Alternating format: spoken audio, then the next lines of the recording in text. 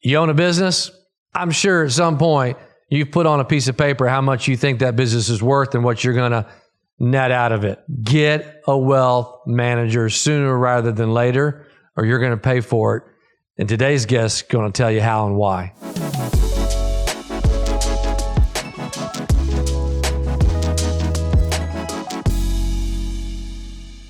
Welcome to Decision Points. I'm Doug Hudson. I'm Scott Wood. Welcome, Matt Borowski, Senior Wealth Manager and Partner at True North Advisors. Thanks for having me. Look sharp as always. Try my best. And if I'm not mistaken, first tie on Decision Points? That's probably true. Yeah. Co-founder Mark Gelbach had sport coat, but no tie. No tie, yeah. So... good job. All right. I didn't show up in shorts and a t-shirt, you know. No, that's a shout out to you, Russell Moon. But he looked sharp in his outfit. How are you? Doing well. Don't be lying. We know you're moving. Yeah. How's the move for? It's been really good, honestly. We're 2 weeks in.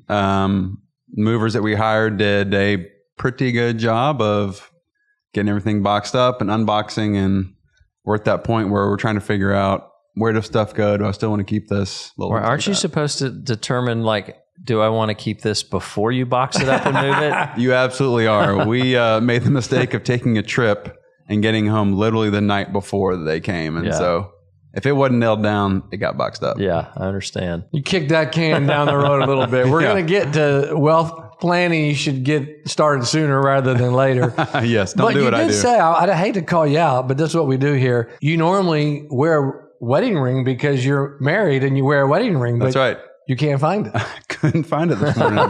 It is somewhere in the confines of my bedroom, I am confident. That used to be a moment of terror for Carrie and me.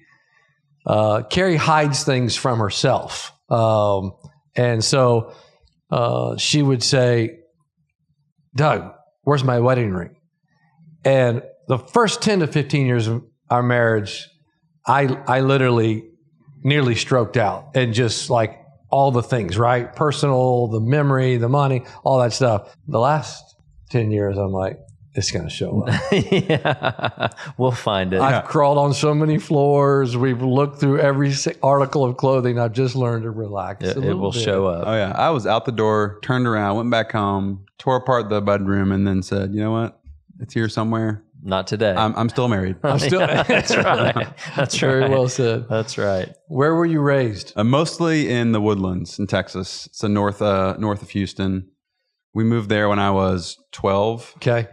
Prior to that, 6-year stint north of Atlanta in a suburb called Marietta. Prior to that, another 6-year stint in a suburb of Illinois. Yeah. Prior to that, a little stint in Columbia, South Carolina was where I was born. Man, I don't know if I realized you moved around as much. We name this Decision Points because we all have different decisions.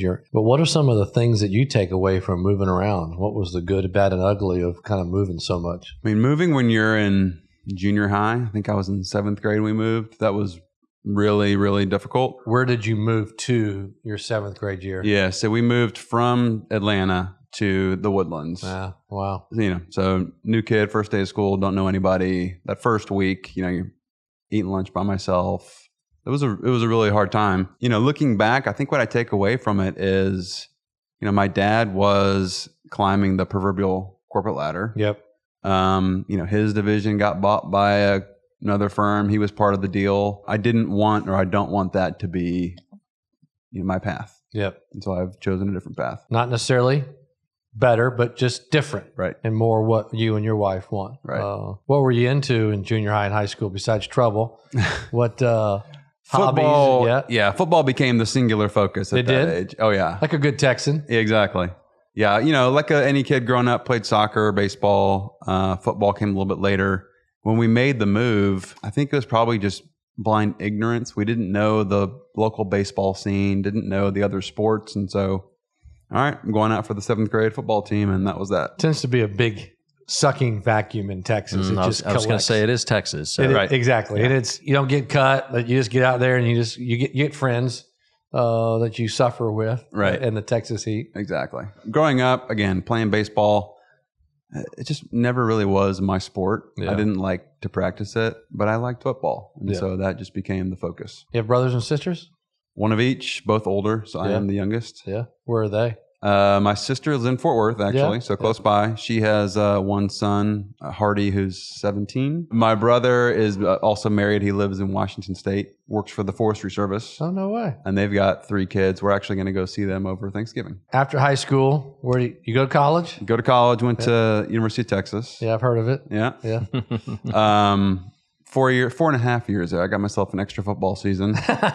Graduated at the end of, December 2001, and also didn't set myself up for success by, taking advantage of the career center and all the tools that were, of course, available to me. Went to work for American Express Financial Advisors before they rebranded to Ameriprise, and to a certain degree, that set me on the path, that I'm on now. What kind of led you into wealth management, and then? Yeah, go there for a minute. What kind of led you down the path to really be where you are now? So I was in the business schools in undergrad, and when it came time to choose a major, like any 18, 19-year-old, I said, which one requires the least amount of accounting? That's the one I want. So I had a marketing major, picked up a finance minor, and I think in my mind, those two married themselves well to, the financial advisory world. The other big factor was, again, when I got out, some of the interviews that I took, nothing was really all that attractive. And quite frankly, I didn't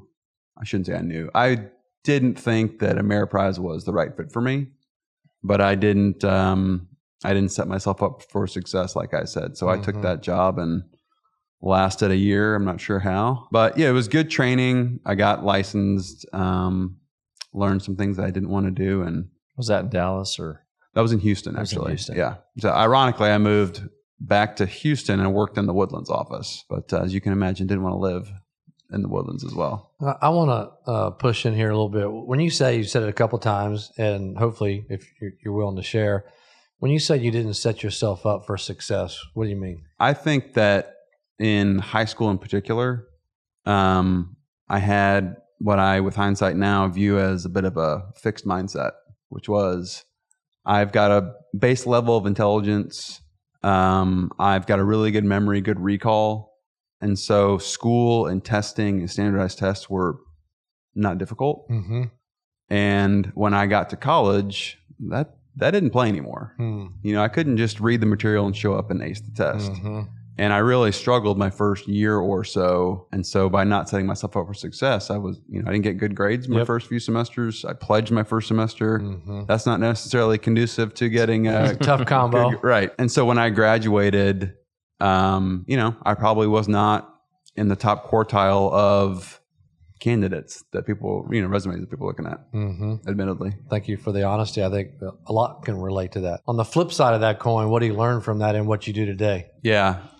I felt for many, many years, maybe a decade, that I had, to use an analogy, like stumbled out of the starting blocks. So I graduate, stub my toe, and I felt like I was, to continue the analogy, a lap or two down from my friends, my contemporaries. Even after Ameriprise, American Express, I struggled, quite frankly. Yep.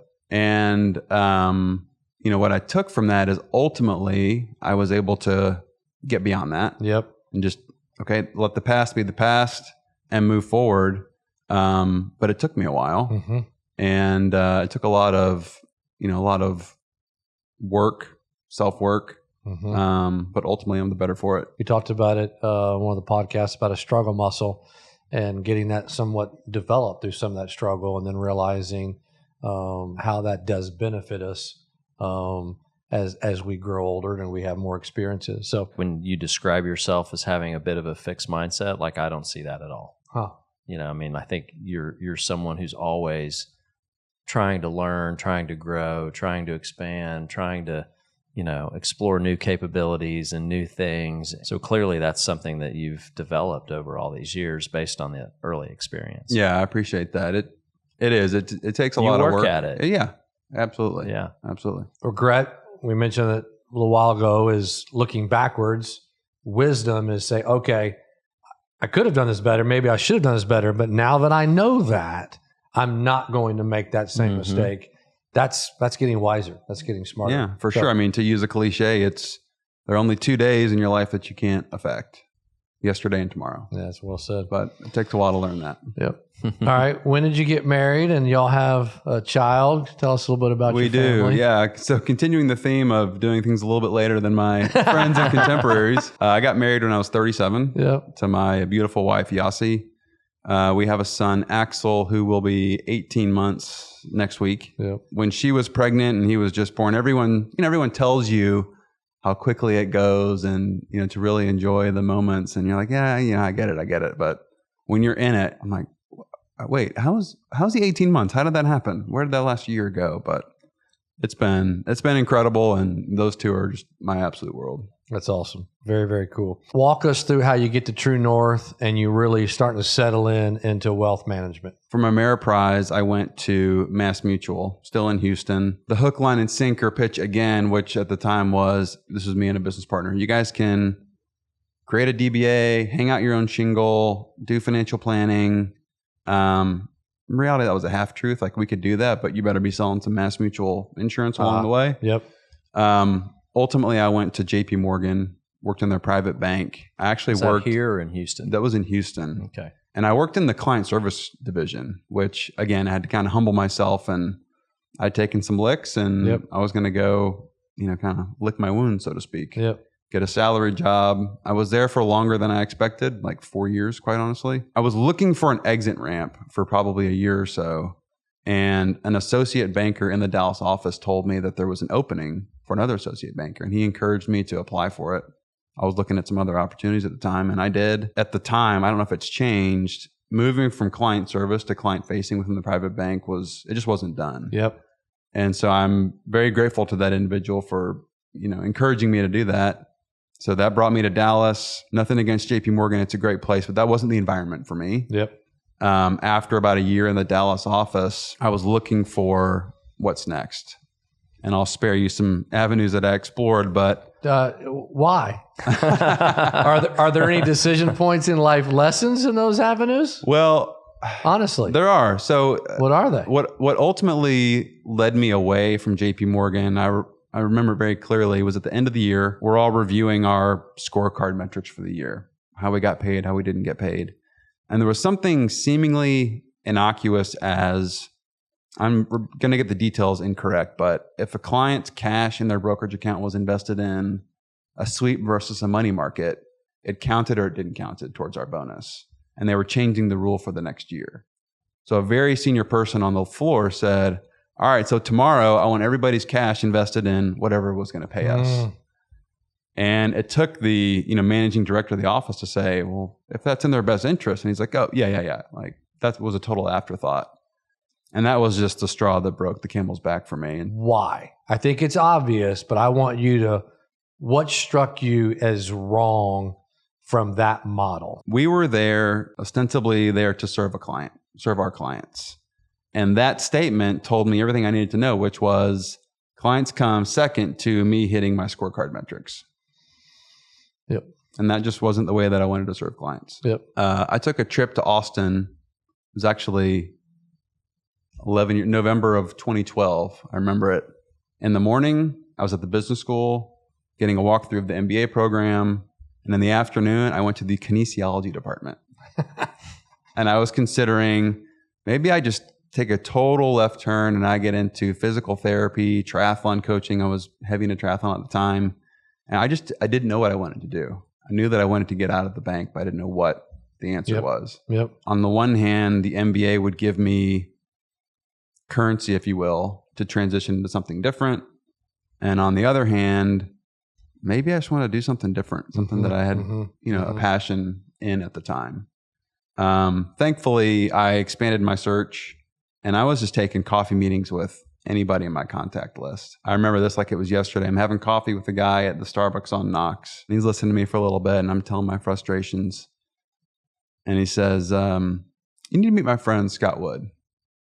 I'm like, okay, tell me about Scott. Tell me about True North. And this is our friend Wayne. And he set up a meeting. Scott and I met at the Starbucks at Inwood Village, I believe. Yeah.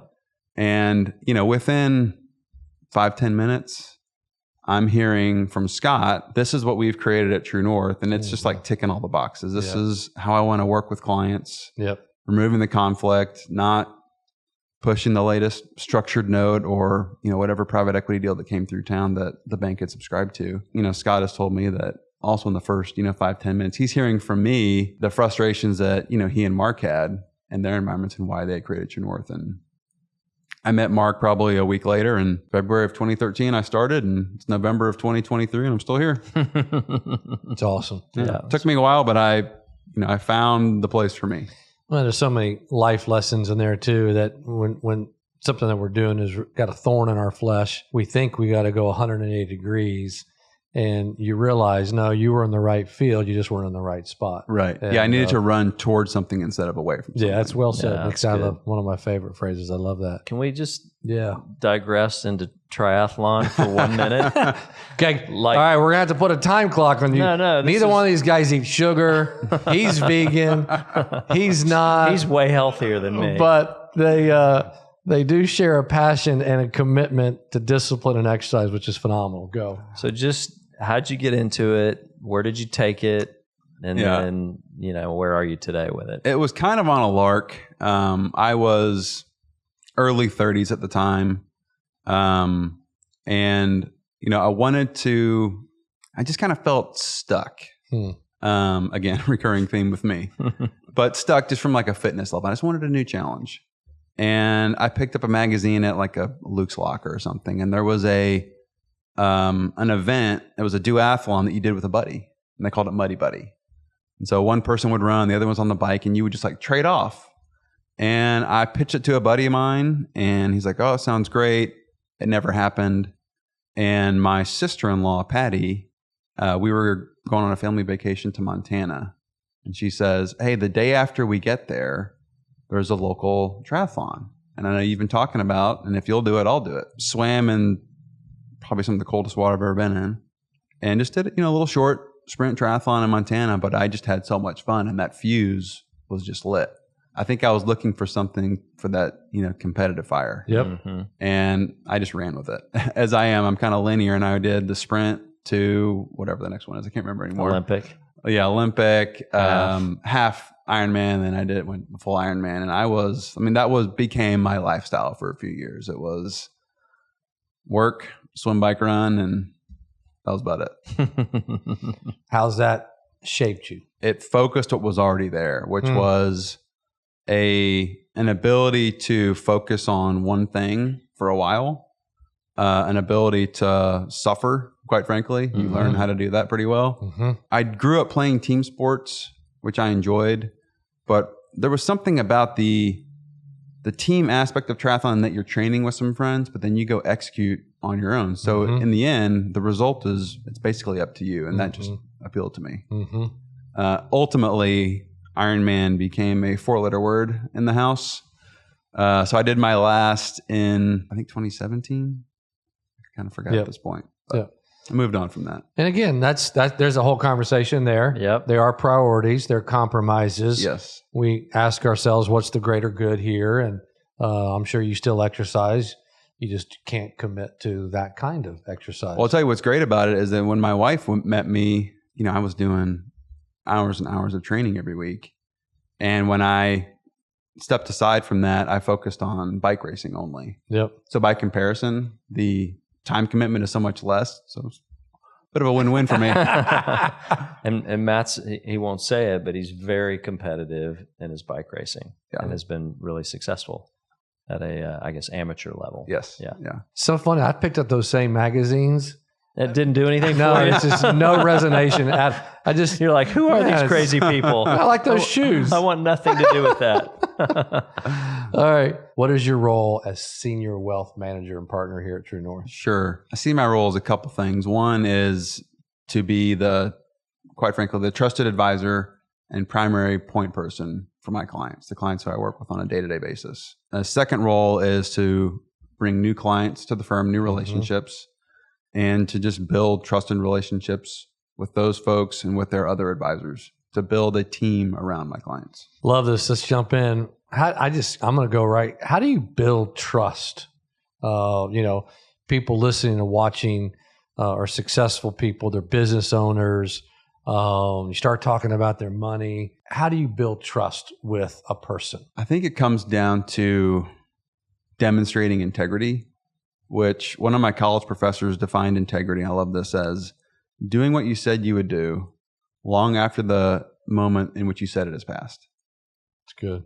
And so if I tell you as a client that I'm going to do something and I don't do it, I've just ruined trust. I've lost that trust with you. But if over a number of months and years, I'm consistently doing what I said I would do and I go above and beyond, hopefully I'm building trust with you. You're working with clients. Much of what and who you've worked with are people who own a business, and whether they're thinking about selling it or not, what are some things that you're beginning to ask and assess in a client if they own a business?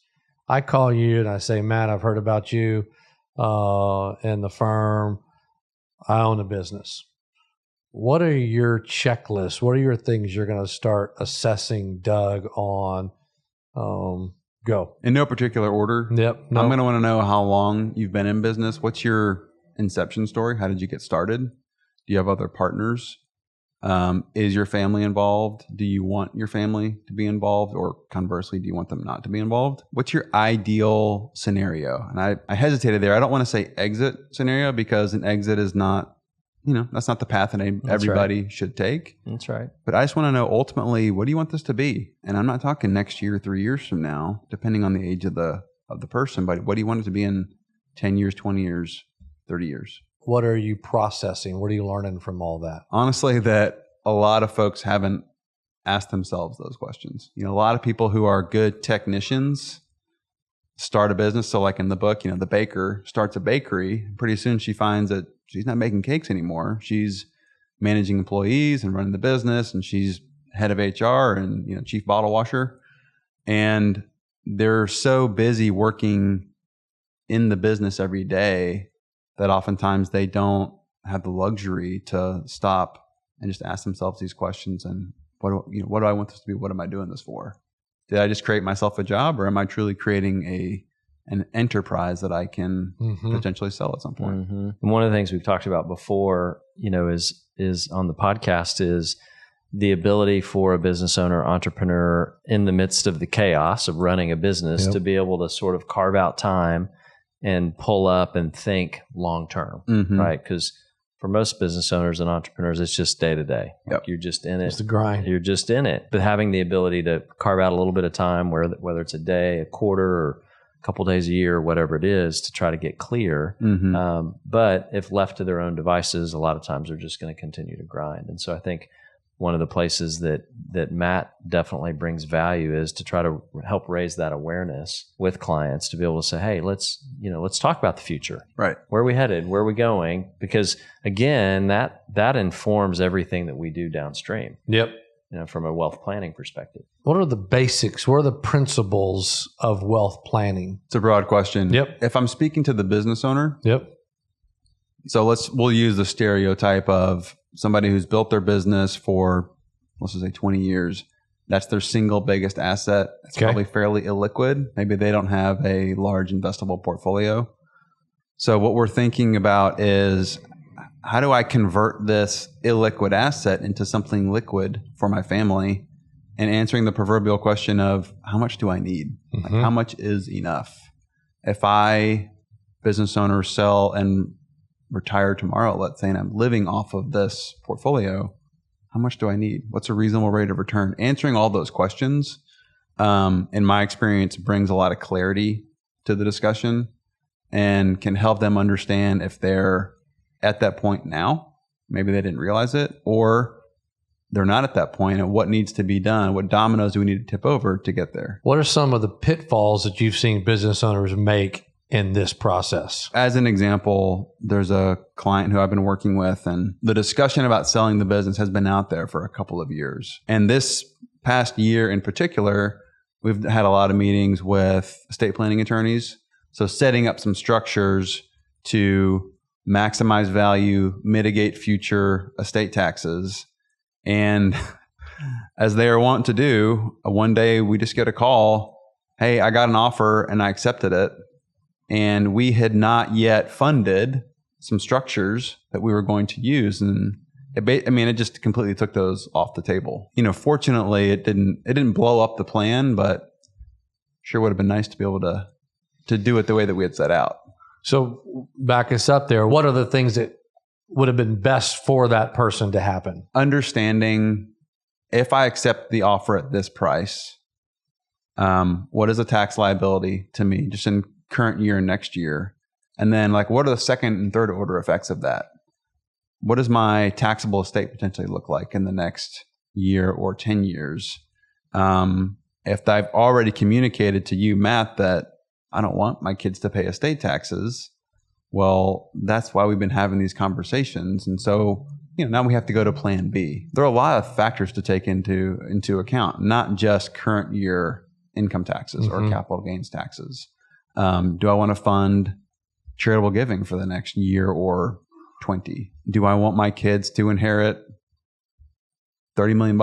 Or am I okay with them inheriting something less than that? Am I okay with them paying estate taxes? There are a lot of questions to answer. And depending on those answers, we can set up some structures and some planning in advance of a transaction to mitigate taxes if that's a goal. So a lot of your role and a lot of wealth management is consulting essentially to a business owner or a high net worth individual. What are the best practices based on kind of these questionnaires of what's important to them, their timing, those kind of things? That's right. It's asking a lot of questions and then taking that often we won't be willing to ask ourselves, or we internalize them, but we never do anything with them. That's right. Yeah. And what I have found to be helpful with a lot of clients in these scenarios, and I'm the same, as I'm a visual person, based on the feedback that they give me to these questions, we, the wealth management team, in conjunction with our wealth planning team, will input all this data into some planning software, and then we can run visually for them different scenarios of, okay, Doug, if you sell for price X, and here's the after-tax proceeds, this is what your investment portfolio will look like today, but here are the knock-on effects with, again, potential estate taxes, income taxes, gifting. And you can see very visually, quite frankly, which path is the one that I want to go down. And then that will then help to inform your ultimate decision. I think the key for the advisor is to always be looking out in front. Yep. To see what's coming, right? Like if we're just reacting, then we're doing okay. Yep. But really the value is, how can we be out in front of the conversation and bring things to the family or the relationship or the business owner that they're not thinking about? Get out in front, help them solve problems, help them think ahead, put things in place that can benefit them when the transaction does come. Because otherwise, if you wait too long, there's not, you lose, the window closes, you lose opportunity. And I think also recognizing that we don't have all the answers. Let's plug in some other professionals, other advisors who can bring this to the desired outcome. You got a room full of us business owners, and you're just pleading your case, so to speak. But it sounds like it's time. Get out in front and communicate. As a wealth advisor cannot solve, or we need to be asking questions that person may not even know what to ask. They don't know what they don't know. Right. And to go back to Scott's point earlier, it can be difficult to find that quiet time, that still time as the business owner to ask those questions of yourself. So it's my job to ask them to manufacture that quiet time, for lack of a better phrase. Yeah. And get those answers out of them so that we can then create a plan and go execute on it. If I tell you I'm just too busy, how are you going to push back on me? I'll probably throw out a tax number at you. You're too busy. Okay. If you sell tomorrow for X. That's going to cost you, X I understand. tens of millions of dollars if you do nothing. Exactly. And you can do nothing. That's an acceptable response, but just know the consequences of it. Because again, so many business owners, they're amazing running a manufacturing business. They could be amazing at managing their wealth if they had 50 hours a week to give to that, but they don't. Your real role at any is just pushing someone where you know they need to go, but they may not naturally want to go there. Going back to being visual, I think a lot of the clients are visual as well. And being able to demonstrate to them the net effect of choice A, B, or C in black and white and on paper goes a long way. Because you can talk yourself in circles. What's one of the best things a business owner can do to set themselves up for success in kind of their wealth planning? What's a pragmatic one or two things they could be working on right now? One is just thinking of kind of what's my number? Like, how much do I need? And to boil it down to not a lump sum, but on a month to month or annual basis, how much do I need? Because you can back into that pretty simply. Think of with the goal in mind or the end in mind. Where do you ultimately want to wind up? And then engage a trusted advisor. Doesn't have to be us. Could be your attorney, your CPA, but engage a trusted advisor who can help you get there. Somebody who's walked the walk with somebody else. Matt, where have you, and I know you have a lot of business owners and entrepreneurs that you work with, but where have you seen like somebody really do it right? Exit well, do it right, all the planning, taking good advice, good outcome, like the whole thing? There are a couple of examples that come to mind. One was fairly recent. A client last year he didn't own the business, but he was a shareholder.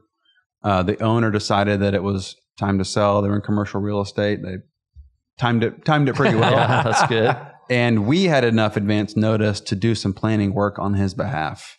We looked at a lot of different options, but in this particular case, we were able to set up a charitable account for this gentleman, contribute some appreciated securities to it. We looked at contributing shares in the business, but this was just the easier path. But we got him a massive tax deduction in the year in which the transaction was realized. We pre-funded the next 20 plus years of his charitable giving. He's very charitably inclined. And ultimately, he has a portfolio that is large enough to sustain him for the rest of his life. And he just could not be happier with the outcome. We didn't have a year to get it done. We had maybe 6 months, but it was enough time to put all the pieces in place and to do what was most impactful and important for him. Is there a personality type or profile that's good that says this is going to work? The other side of the coin, which is there's a personality profile which you're like, man, we're never going to get over the finish line. The first example, it is somebody who values advice and will act on that advice. Somebody who recognizes that, hey, I hired you all for a reason. This isn't my area of expertise. So I'm going to rely on your advice and I'm going to take it. And then the other camp, it's someone who's sort of a kind of fly by the seat of my pants, a little more scattered, takes advice, but doesn't always follow through on it. And that's caused a few hiccups. That's the scenario I was mentioning before where we got notice of a transaction before we were able to fund some structures for them. It sounded like started the process, but didn't follow through. And lost benefit. And it's challenging, right? Because, generally business owners and entrepreneurs, they're successful. They're accustomed to making decisions. They're accustomed to moving fast and, kind of pivoting when they need to. And usually if you've started a business, you're a self-starter, you're a little bit of a do-it-yourselfer, maybe a little bit of the mentality of, I can do it just as good as anybody else. And so it's hard for a business owner, entrepreneur to want to rely on other people to help them. And that's part of our job is to go back to your question earlier about building trust so that we get to a place where they are willing to delegate, they are willing to trust, they recognize there's value versus just running off and trying to do it all themselves. Right. And regrettably, in the second scenario that I gave you, the estate planning attorney was perhaps taking a little bit longer than was necessary. And so there was some deal fatigue for the client. Around the structure. Around the structure. And let's just pick something and go with it. Yeah. And so in hindsight, if we could have driven to a decision sooner, perhaps we would have been able to get those set up and funded. But a little bit of ultimately, it's not going to damage them. Yeah. A little bit of paralysis by analysis. Yes. Yeah. Yep. Yeah. What's the absolute minimum you feel like and you would recommend to a business owner before they were to accept that LOI that they need to start this conversation getting the best counsel for the very, very best exit? What's the minimum time? I'm tempted to say 9 months. Yep. But in reality, 12 months or more. Mm-hmm. Particularly as you get down towards the end of the year, it just gets exponentially more difficult to get things across the finish line. Other providers are busy. So I would say a minimum of 12 months. 1 or 2 years. Yeah. Yeah. 12 to 24 months. Yeah. Probably ideal. Anything less than that, it was just hard. I had my estate planning documents all rewritten recently. And I think it took us 18 months, and we weren't under a pressure or a deadline or anything like that, but and we were trying to move it along, but it just takes a long time because there's decisions that have to be made that you have to think through and contemplate scenarios where you die or your spouse dies or you both die, or and they're not things that you like to spend a lot of time. Yeah, they're not light conversations. No. Right.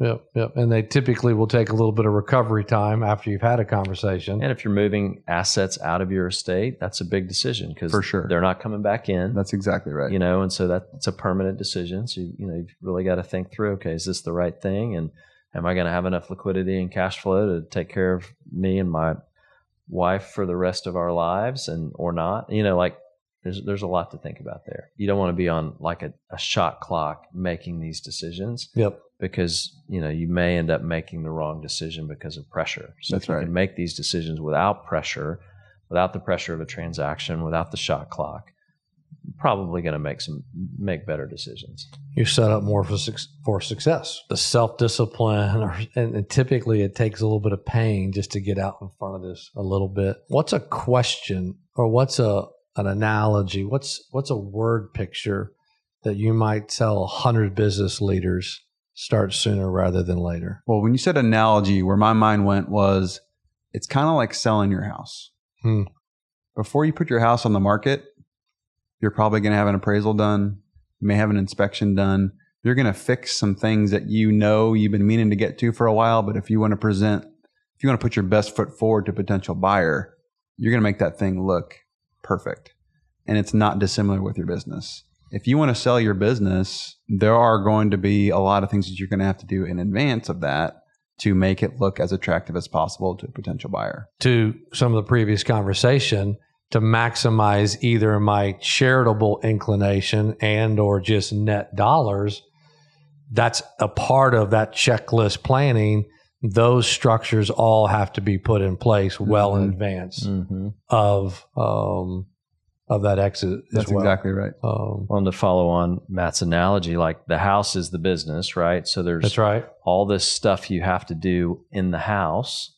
There's all this stuff you have to do in the business to make the business the best that it can be. When we talk about our 4 pillars within pre-transaction planning, there's the business organization, making the business look good, run good, whether that's EOS or some kind of management infrastructure.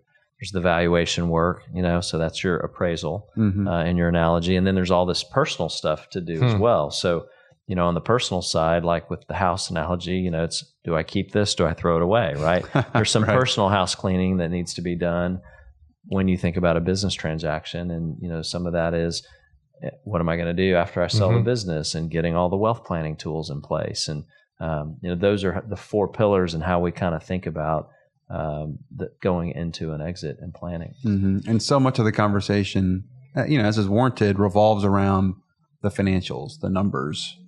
But what Scott said right there, what am I going to do after I sell my business? That is so key in this equation. I've just seen too many people, whether it's retirement or I sold my business, some sort of exit where there isn't a plan for afterwards, and there's got to be a plan. They struggle. It's hard. Absolutely. Yeah. How would you encourage business owners to be preparing for that part of it now? I just flat out ask them, what are you going to do when you sell, when you retire? What are your plans? And unfortunately, I lost my dad this past August. And when he retired, so they sold the business, he had an interest in it, and he had just worked his entire adult life. I mean, he came from very modest means and worked when he was 12 and up and would give his money to his parents. But when he retired, his objective was, I'm tired, I just want to relax. Mm-hmm. And he didn't have a plan. And he went from this high functioning executive to, I don't mean to disrespect him, but just kind of sitting on the couch and enjoying himself and lounging in the pool.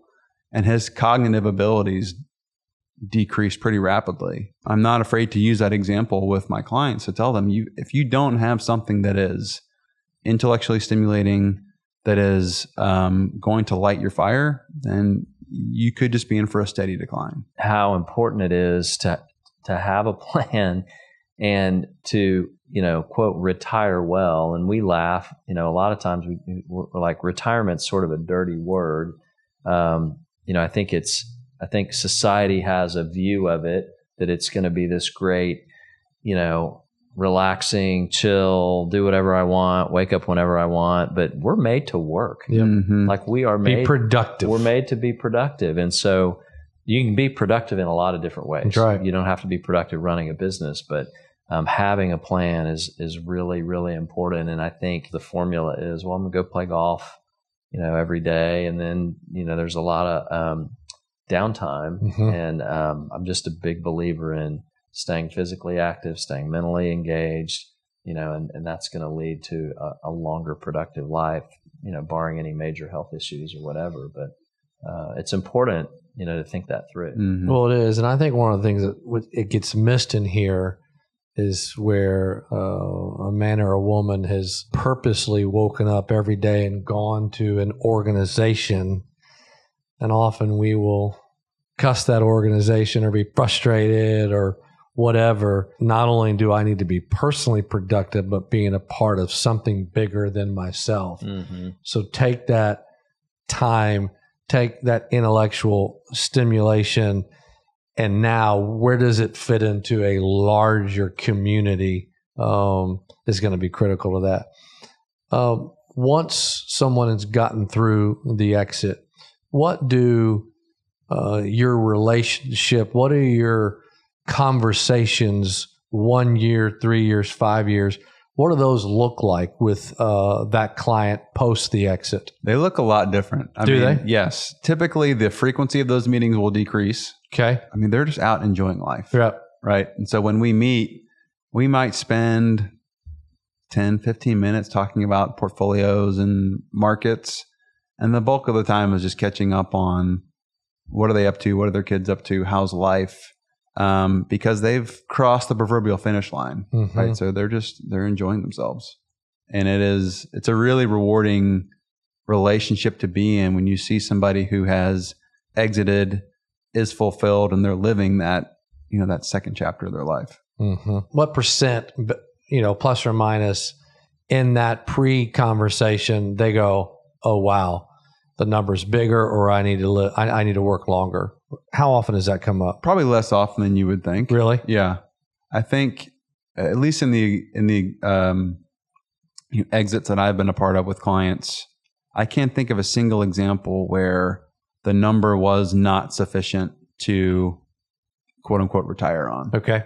Now there have been a couple of examples where, they did a recap and they were able to take some chips off the table, roll some money into the new entity, take another bite at the apple. Those are always great. But in every instance, they were able to take enough off the table that it would last them. And obviously the benefit to that is that kept them engaged in a purposeful organization. Right. After they even took, some chips off the table. Right. Mm-hmm. And so I would think that's a part of your evaluation with them. What do you really want out of this? Again, I'm thinking of another example with a client who, this was several years ago, but we're just having lunch, shooting the breeze. And he says, I've just had such a difficult year. I think I want to sell this. I'm tired. Mm-hmm.